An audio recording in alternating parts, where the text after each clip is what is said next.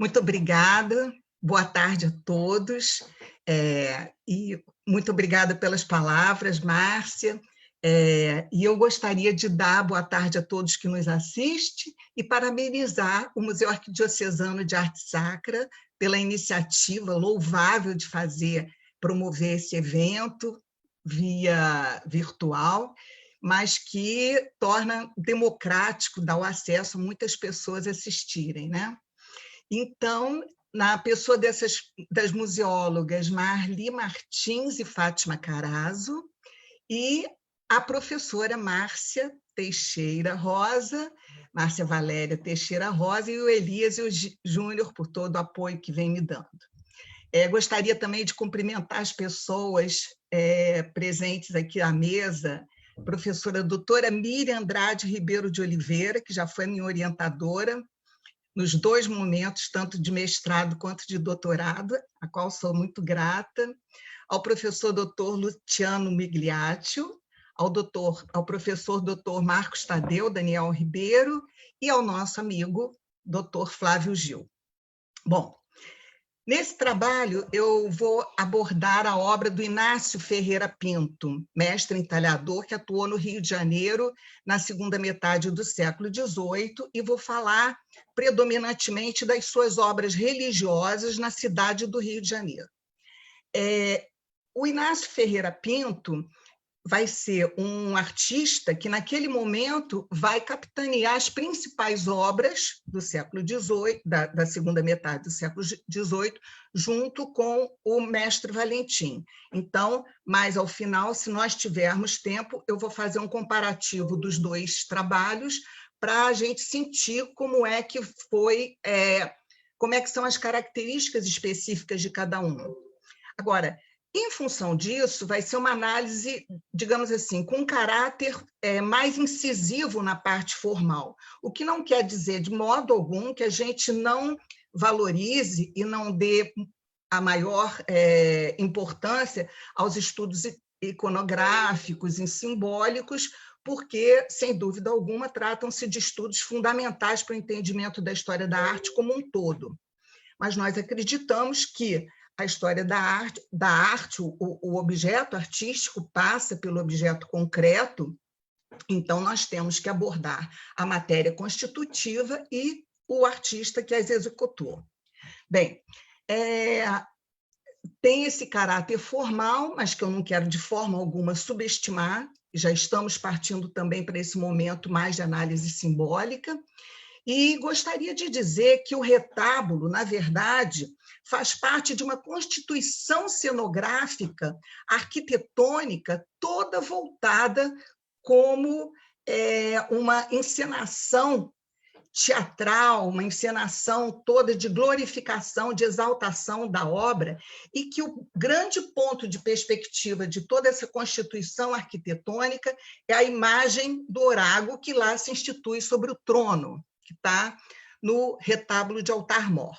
Portanto, essas obras, elas sempre têm um caráter de importância e de aprimoramento qualitativo muito grande. Ou seja, toda a ênfase era dada a essa constituição cenográfica que era construída em torno da imagem do santo. Muito bem.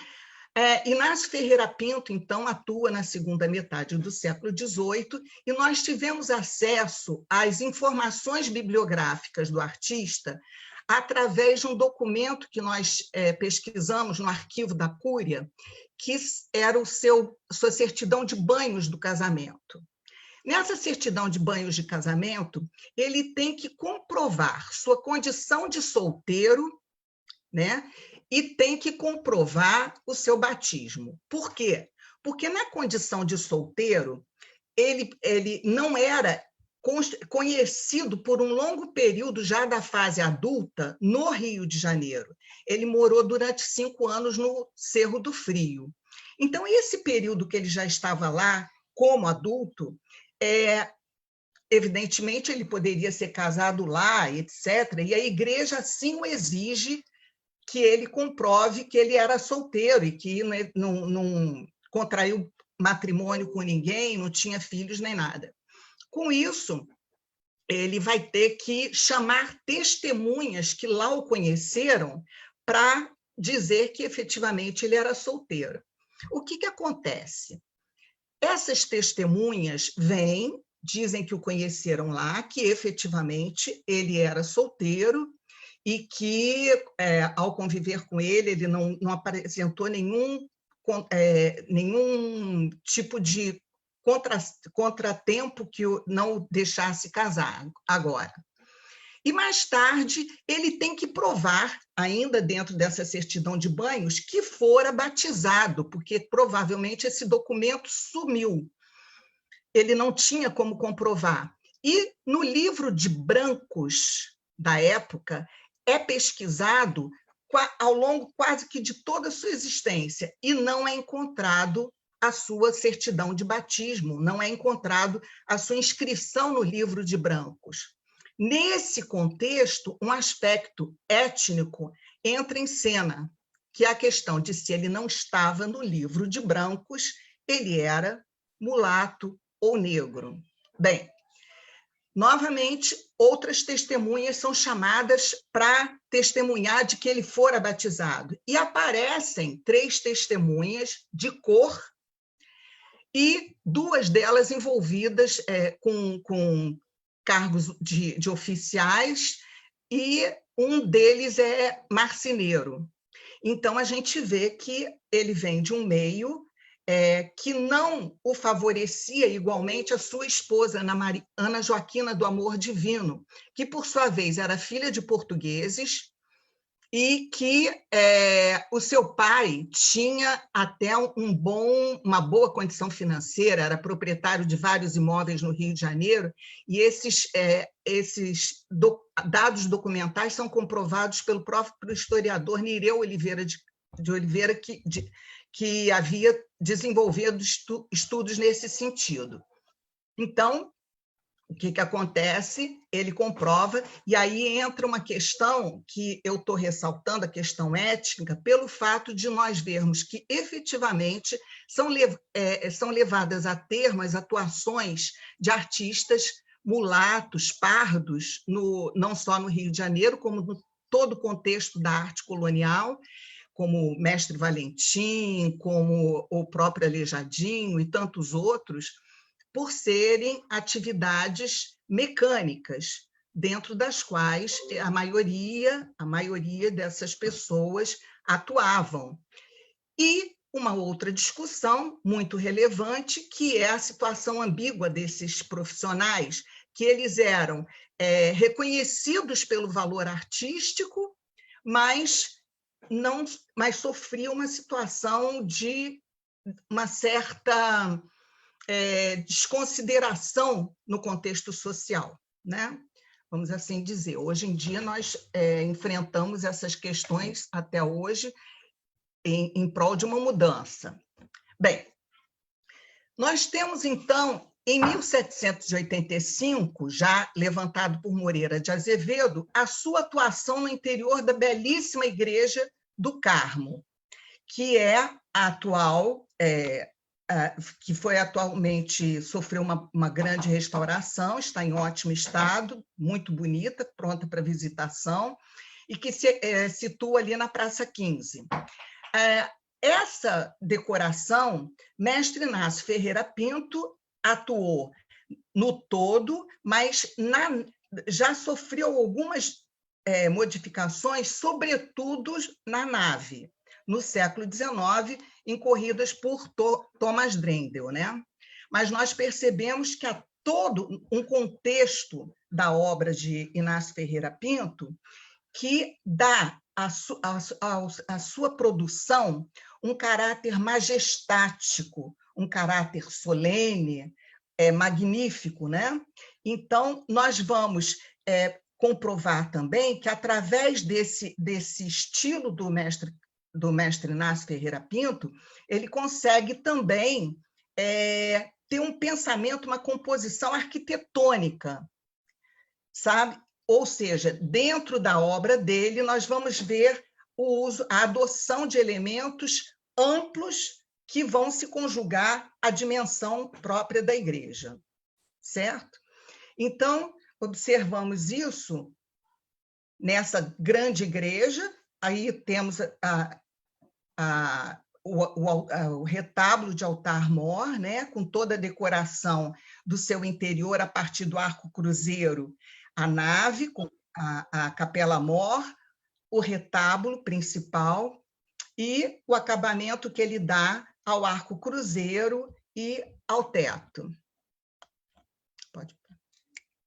Bom, os ornatos do mestre Inácio Ferreira Pinto são amplos. Eu escolhi essa figura e com essa digamos assim, essa divisão para mostrar que a matéria que ele trabalhava era madeira e que predominantemente era o cedro, sobre o qual ele trabalhava, né? Preenchida com douramento sobre fundos claros, e eram ornatos amplos, ornatos com um relevo relativamente volumoso, mas não muito. A gente repara que o rococó, então vigente nesse momento, ele tem exatamente essa conotação de um relevo não tão acentuado. Mas, enquanto o Marcos Tadeu estava falando, eu estava me lembrando, nós observamos, por exemplo, que já existe nessa composição decorativa do Inácio Ferreira Pinto toda uma simetria e um equilíbrio das formas em que ambos os lados se equivalem.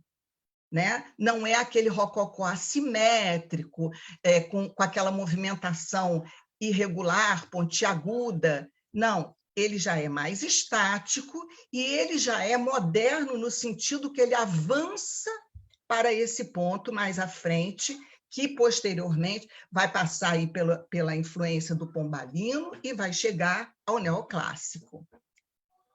Bem, aqui é um ornato que fica em cima das portas laterais e de algumas tribunas, e que a gente percebe exatamente essa simetria, esse equilíbrio permanente entre as formas. Os ornatos que ele utiliza têm essa configuração curvilínea, né? Mas com encurvamentos ligeiramente ondulantes, não muito acentuados, não mais como no barroco, e com essa simetria permanente, né? Com flores, com plumas e tudo mais. Aqui nós temos o arco cruzeiro, em que ele compõe a ornamentação dentro de um estilo bastante peculiar aqui do Rio de Janeiro, né? Quando Miriam Ribeiro se reporta a questão de regionalismo, nós vamos observar que na cidade do Rio de Janeiro, esse repertório é muito recorrente de ornamentação dos arcos cruzeiros, com a cartela central e duas aletas laterais bem suntuosas, no caso da ornamentação do Inácio Ferreira Pinto.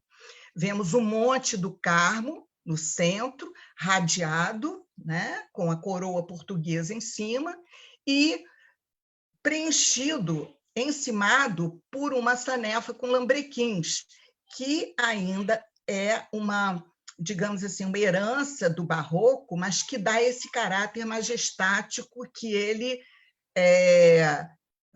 confere à igreja. Eu estou ressaltando o aspecto majestático porque, posteriormente, essa igreja será cena, vai se tornar capela real, né? E será cena de importantes rituais católicos ou mesmo celebrações civis de condecorações do imperador, condecorações do próprio Dom Pedro II, batizado das suas filhas, etc., nessa igreja. Então, o que eu quero dizer? A família imperial, quando chega aqui em 1808, encontra uma igreja que confere com esse aspecto palaciano, grandioso, que o Inácio Ferreira Pinto conseguiu dar através da sua decoração. Totalmente dourados, sobre fundos claros, e com toda essa movimentação e esses arranjos florais contornando e sempre dando uma conotação bastante feminina, conforme confere a Nossa Senhora esse tipo de decor. Bem, aqui nós temos um ângulo da entrada dessa igreja. O que nós temos aqui? O espaço do nártex, esse espaço que fica abaixo do coro, recebe uma decoração caprichosa, que já integra o fiel dentro da ambiência da igreja, mas, porém, não tão grande. Então, dentro desta sequência de arcos triunfais dentro do espaço da igreja, que é essa decoração toda, sem isso tudo, nós vamos ter uma caixa vazia. Então, todos esses momentos digamos assim, orquestrados pela decoração interna, é uma decoração arquitetônica, vão fazer com que o fiel vá se sentindo, pouco a pouco, mais e mais integrado nessa ambiência religiosa e de glorificação, que é conseguida através desses efeitos decorativos. Então, nós temos um nártex mais simples, aí vem o primeiro arco triunfal, que seria esse arco que divide o nártex da nave, né? E aí nós vamos adentrando, e à medida que nós vamos nos aproximando do altar, da capela-mor e do altar-mor, essa glorificação vai se tornando mais intensa e mais acentuada, né? Então, nós temos dentro da própria igreja um espaço de hierarquia pela própria aproximação do corpo, chegando próximo ao retábulo.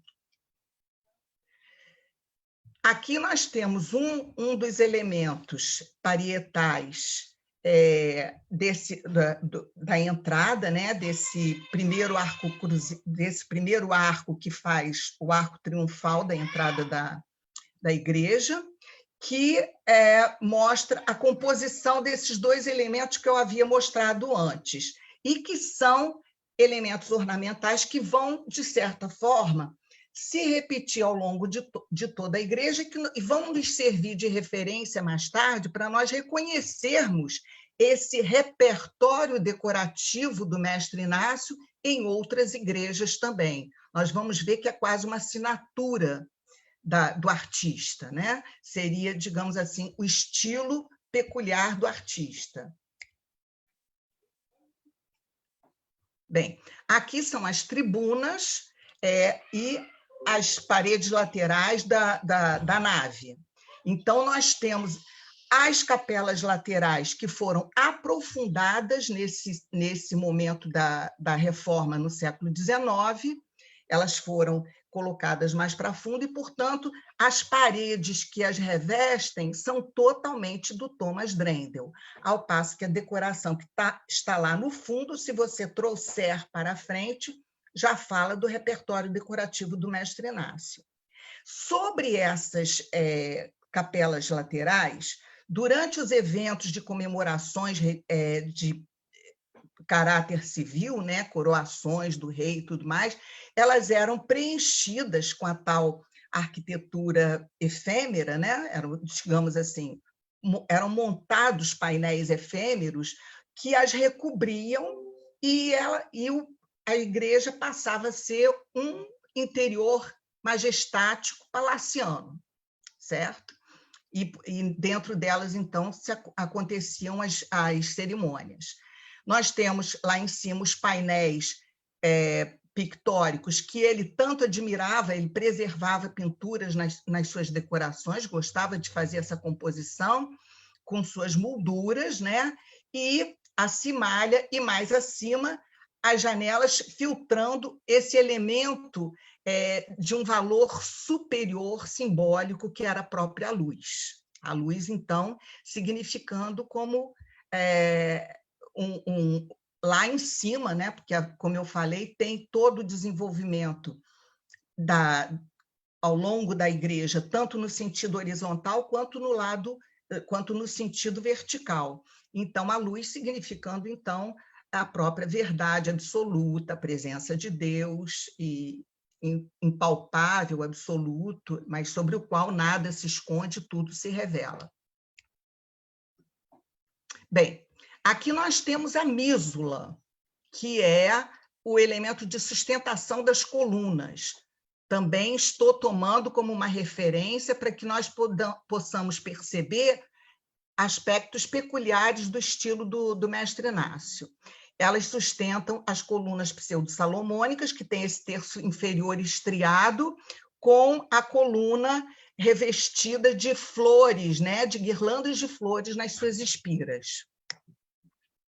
Aqui nós temos uma visão lateral, a foto está um pouquinho tremida, mas nós temos uma visão lateral dessas mísulas, e nós percebemos como ela se configura com uma movimentação de rotação voltada para dentro, interna, certo? É um aspecto também que eu chamo a atenção, porque vai ser uma assinatura também do estilo do mestre Inácio. Nós vamos perceber isso em todas as suas obras, certo?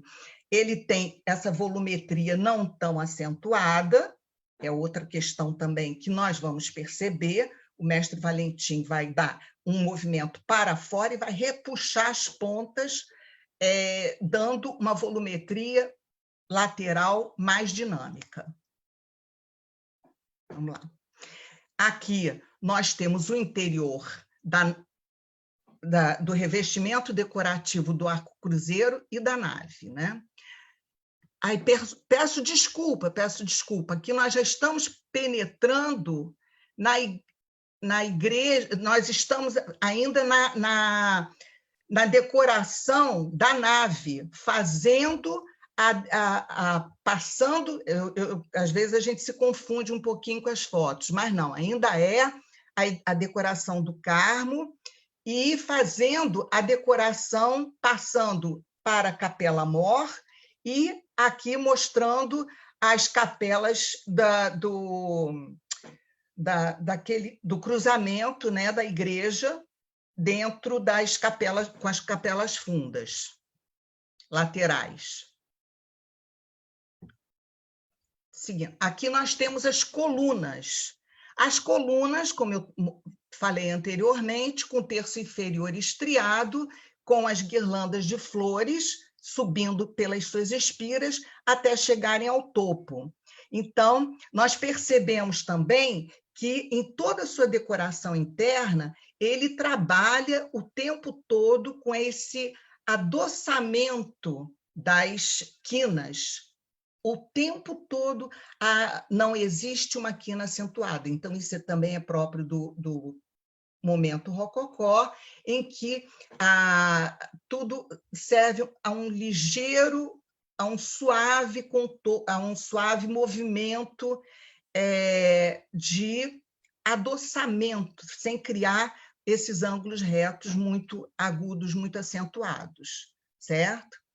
E ali dentro o retábulo do altar-mor, a mesa sarcófago, outro elemento próprio do rococó, e que a gente percebe que tem essa simetria na composição decorativa. Tudo que acontece de um lado acontece para o outro, ornatos dourados sobre fundo claro, e uma composição sempre majestática, sempre solene. E um tipo de ornamentação, eu diria que dentro do espírito rococó, que de origem francesa, que tem uma certa feminilidade, um certo ritmo compositivo, o Inácio Ferreira Pinto, ele tem uma composição austera, digna, como eu vou dizer, de certa maneira, solene, equilibrada, né? E ele vai levar isso ao longo de suas obras. Bem, seguindo, então, nós temos, finalmente, a imagem para a qual eu defendo que é o ponto de fuga de toda a composição da igreja. A imagem que, na verdade, é a razão pela qual o fiel vai à igreja. a imagem que, no final das contas, muitas vezes pré-existia antes da igreja e que todo o aparato arquitetônico externo e interno foi criado para ela, para devoção, no caso aqui da Nossa Senhora do Monte do Carmo, que essa igreja toda, eu esqueci de falar, é de uma ordem primeira, certo? Da ordem primeira. Então, outra característica do mestre Inácio é que ele vai servir as ordens primeiras, carmelita e beneditina, ambas muito ciosas da beleza e da qualidade das suas peças, embora Pizarro tenha chamado a atenção, e nesse momento, inclusive, ele vai se detectar que a qualidade é muito boa e tudo mais, mas que os carmelitas estavam sofrendo uma intervenção naquele momento, porque eles estavam passando por um momento, digamos assim, peculiar e de dificuldades específicas. Então, nesse momento, o mestre Inácio pega a obra, mas ele vai desenvolvê-la ao longo do bispo, e ele vai conferir a todo esse interior essa qualidade que nós estamos vendo que vai ser tão reconhecida.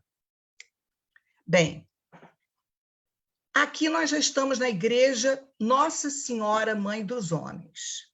É uma igreja também, uma irmandade mais simples, é uma irmandade mais pobre, que construiu a sua igreja num estreito terreno da Rua da Alfândega, mas que me parece, eu não tenho grandes provas para isso, mas que ela me parece assim, ter sido protegida pelos beneditinos, porque, inclusive, o belíssimo arcais dos beneditinos é substituído, que mestre Inácio vai substituir, vai fazer um novo, mas aquela obra belíssima de Tremido vai para a igreja de Nossa Senhora Mãe dos Homens, que é tão próxima. Então, eu acredito que houvesse aí uma certa proteção. Mestre Inácio, dentro de um espaço pequeno, ele também vai dar essa característica suntuosa, muito digna, muito célebre. Márcia, eu tô em que tempo eu tô? Tem muito tempo aí? Tá tudo bem? Ok. Qualquer coisa pode me falar, hein? Porque quando começa a animar... Bem, aqui é o arco cruzeiro. 5 minutos, 5 minutos. Jesus, vou correr. Então, aqui nós temos o arco cruzeiro, tá? Que vocês podem reparar novamente aquela ornamentação do medalhão central, com as aletas laterais, e dentro ele preservando os painéis pictóricos, sempre decorados com essa decoração também muito bonita. Aqui nós temos uma visão lateral, em que, novamente, os espaços da luz deixam-se transparecer, e toda a decoração com tribunas e tal. Reparem que isso é um ambiente bem pequeno. E a questão do espaço ligeiramente arredondado que ele vai dar. No caso, é ovalado, aqui a nave, mas lá no altar também existe essa movimentação que abraça o fiel, que o leva para dentro da imagem venerada, que no caso aqui é a Nossa Senhora Mãe dos Homens. Bem, aqui a coluna, mas como eu já não vou repetir como anteriormente, mas as mesmas características que estão no mosteiro, na Igreja do Carmo, e vão acontecer no Mosteiro de São Bento, a mísula também, com movimentação projetada para dentro. E aí, como não havia espaço de colocar o couro em cima do nártex, ele cria esse elemento ondulante, elegante, pequeno, porém de um efeito visual decorativo e muito envolvente, muito saboroso, sobre o primeiro arco o arco triunfal, que é o arco o primeiro seria da entrada, né? Que é esse aqui que faz a passagem do nártex, né? Que é um espaço ainda onde o fiel tem que se purificar pela água benta, etc., para depois se tornar digno de entrar nessa nave, nesse navio que abarca todos. E aí o espaço mais refinado, simbolicamente, que faz jus a quem já está entronizado na religião. Novamente, o repertório dele. Reparem que no arco anterior também tinha a mesma ornamentação do medalhão central e as aletas laterais. Aqui nós temos a mísula com o movimento de rotação para dentro, que nós podemos pensar numa introspecção do fiel, né? Podemos pensar. E aqui os elementos ornamentais que eu já havia chamado a atenção anteriormente.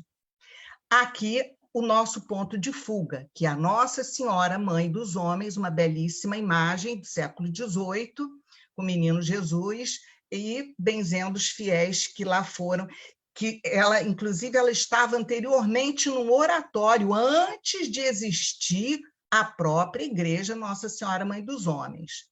Então, vejam que ela é o sentido daquela igreja. Bem, agora nós estamos de frente para um espaço muito conhecido, uma obra de arte, uma obra-prima, né, da nossa arte colonial, que é a Igreja de Nossa Senhora de Montserrat, do Mosteiro de São Bento. Nessa obra, nesse trabalho, o mestre Inácio já está bem mais maduro, porém, ele vai ter que compatibilizar a decoração que ele coloca dentro do próprio retábulo e da capela-mor com todo esse aparato magnífico barroco que está do lado de fora. Então, ele tem que lidar com essa situação dúbia. Ele já está um artista maduro, já pensando aí naquelas influências posteriores, né, que já está entrando numa, digamos assim, num pensamento, numa moda do neoclássico, mas, na verdade, eu não diria que é neoclássico, nós estamos aí, digamos assim, dentro daquela influência do pombalino, né, que já tem já prenuncia o neoclássico. Então, o que acontece? Ele vai usar, por exemplo, não sei se vocês estão reparando, no arco cruzeiro, já vai usar colunas retas. Não é que as colunas retas não existissem, existiam, mas o gosto no Rio de Janeiro, o que eu quero dizer é o seguinte, já tinha ocorrido um caso lá em 1753, no início do Rococó, na igreja de Santa Rita, com colunas de fuste reto. Mas depois não vai ser o gosto que vai prevalecer no Rio de Janeiro, como a Miriam Ribeiro costuma chamar a atenção muito bem. Existe um certo regionalismo, né? um certo gosto na cidade do Rio de Janeiro pela adoção da coluna de fuste de coluna torça. Então, nós vamos ver que aqui, ele já está quase no século XIX, ele vai usar o fuste reto, mas lá dentro ele vai recair numa decoração com uma volumetria mais acentuada, combinando com essa nave que é barroca, esse magnífico trabalho. Bem, e agora nós vamos mais para dentro, estamos aqui vendo, de novo, aquela decoração em que tipo um medalhão, no caso aí ele deixa transparecer a própria luz, né? Aliás, essa capela-mor já é bem mais iluminada do que a nave, a gente percebe esse gosto barroco mais escuro na nave, e na capela-mor essa coisa mais iluminada. Então, o elemento da luz e os painéis pictóricos internos. Lá vamos nós para observar esse elemento compositivo do arco cruzeiro, né, com as aletas laterais, o elemento central e essa visão da capela-mor com esses painéis pictóricos do Frei Ricardo de Pilar, que ele do pilar que ele vai manter e vai fazer esse tipo de decoração em torno. E lá atrás, o ponto de fuga, a nossa imagem de Nossa Senhora do Pilar sobre um trono escalonado, né? Também com uma volumetria de dilatação e contração em cada degrau, encimados pelo orágo da igreja. Vamos lá. Aqui nós temos, então, o retábulo em si. Reparem que é uma talha com uma volumetria mais acentuada, que, inclusive, Frei Justiniano, o abade da igreja, mais tarde vai relevar que considera essa talha majestática, um gosto muito bonito, ressaltado, não é uma talha batida, exatamente onde, a meu ver, ele procura dar uma concordância com o barroco da nave. Aqui, a decoração do coroamento do altar-mor, com a imagem de Nossa Senhora lá em cima, e ao lado os dois santos beneditinos, o santo beneditino de São Bento e, ao lado, a Santa Escolástica. Bom, aqui um ligeiro paralelo, só para mostrar, peço desculpa pela qualidade das imagens, mas aqui nós já podemos mostrar as mísulas do Mestre Inácio com movimento rotativo para dentro, enquanto que as do Mestre Valentim com este movimento rotativo para fora e as laterais bem mais repuxadas e acentuadas do que a do Mestre Inácio Ferreira Pinto. Estou correndo. Bom, aqui são os anjos do Mestre Inácio, que nós vamos encontrar, recortamos, né? Mas que não ocorrem em tão grande número, essa algazarra angélica, como o Mestre Valentim vai gostar de fazer, vai utilizar. E aqui, vejam bem, essa cartela, ela não é da igreja de São Pedro dos Clérigos, da esquerda. Essa cartela aí, hoje em dia, a igreja foi destruída, encontra-se na igreja de São Pedro, mas é um anjinho do Mestre Valentim. Aqui nós temos também um anjinho do Mestre Valentim, que está na igreja da Ordem Terceira do Carmo, o anjinho de cima. Tá? Esse anjinho de cima, eu presumo que fosse do Luiz da Fonseca Rosa, que também andava lá, porque eles atuam juntos, né? A gente não pode assegurar. E o de baixo, do Mestre Valentim. A próxima imagem, nós vamos falar, então, dos elementos da espanholete. Nós temos uma espanholete do Mestre Inácio, que é essa que está embaixo, que ele coloca nas paredes laterais do arco cruzeiro da Capela Mor do Mosteiro de São Bento, né? Da Igreja Nossa Senhora de Monserrate do Mosteiro de São Bento. Nome tão grande.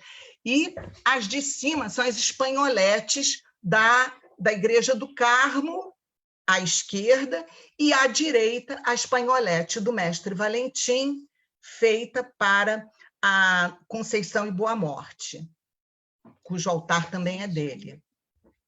Acabou? Bem, então, eu espero que tenha ficado, de uma certa forma, esclarecido, a gente tenha percebido as diferenças desses dois grandes artistas que estão à frente da arte sacra do século XVIII, mestres toreutas, escultores, e mais tarde arquitetos, porque ele vai continuar trabalhando, mas eu recortei só essas obras por causa disso. Obrigada. Obrigada.